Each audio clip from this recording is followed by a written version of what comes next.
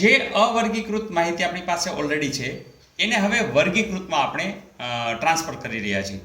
તો તમે અહીં એક કોઈ પણ વર્ગ નક્કી કરશો, જેમ કે મેં 1 થી 2, 3 થી 4, 5 થી 6, 7 થી 8 અને 9 થી 10 નો એક વર્ગ નક્કી કર્યો છે જે ગુણના સ્વરૂપે છે. હવે આમાંથી આપણે વર્ગીકૃતમાં જઈ રહ્યા છીએ એટલે આપણે શું કામ કરશું કે 1 થી 2 તો આવા કેટલા છે તો ગણી લઈ. ચાલો તો 1 2 એટલે ટોટલ કેટલા આવ્યા? 3 આવ્યા છે. તો અહીંયા આપણે આવૃત્તિ ચિહ્નમાં 1 2 ને 3 આવું કરીશું. પછી હવે આવે છે 3 અને 4. તો 3 ને 4 માં જુઓ જોઈએ તો 1 2 3, ચાલો હવે 4 5 6. તો અહીંયા 6 આવે છે.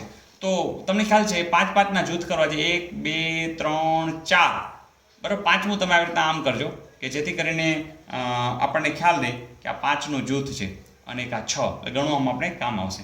ચાલો હવે આવે છે 5 થી 6 વધે. ચાલો 1 પછી 2 3 ઓકે. તો અહીંયા આપણે આવે છે 3.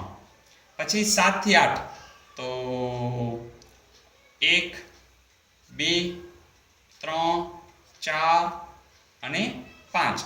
તો 1 2 3 4 અને એક આ 5નું જૂથ. ચાલો પછી 9 અને 10 તો 1 2 અને 3. તો 1 2 અને 3. બસ અમસ્તો આ કાઉન્ટિંગ માટે થઈને વાત છે. તો આવૃત્તિ ચિહ્નનો હેતુ એટલું જ છે કે આપણે ખબર પડે કે 1 થી 2 વચ્ચે કુલ વિદ્યાર્થીઓ કેટલા હશે કે 3.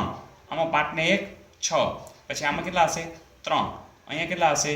5. અને અહીંયા કેટલા હશે? 3. તમને ખ્યાલ જ છે કે આનો સરવાળો 20 થતો જ હશે. જોઈ લઈએ.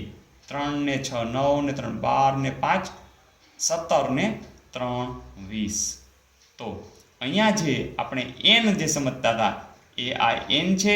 અને આવૃત્તિની જો તમે સ્મોલ fi કહો તો એ બીજી રીતે કહીએ તો સિગ્મા fi પણ છે.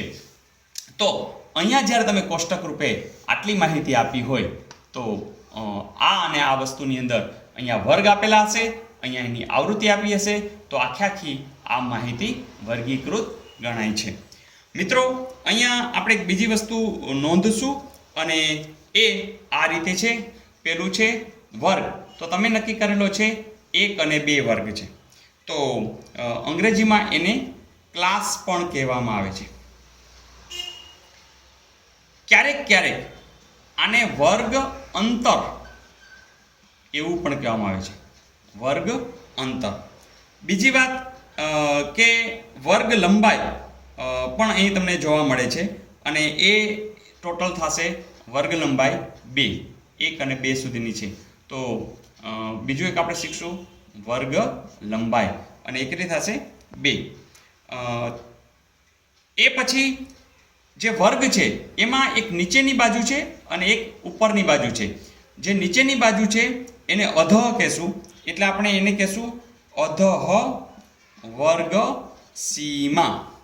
અને ઉપરની જે બાજુ છે એને કહેશું ઊર્ધ્વ વર્ગ સીમા. ફરીથી વર્ગ 1 થી 2 એમાં અધઃ વર્ગ સીમા 1, ઊર્ધ્વ વર્ગ સીમા 2, વર્ગ લંબાઈ પણ કેટલી આવશે? 2.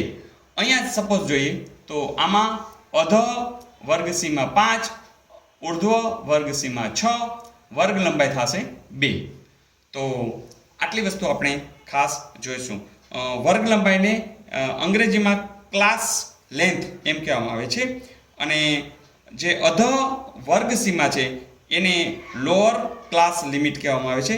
અને જે ઊર્ધ્વ વર્ગ સીમા છે એને અપર ક્લાસ લિમિટ કહેવામાં આવે છે. Okay friends.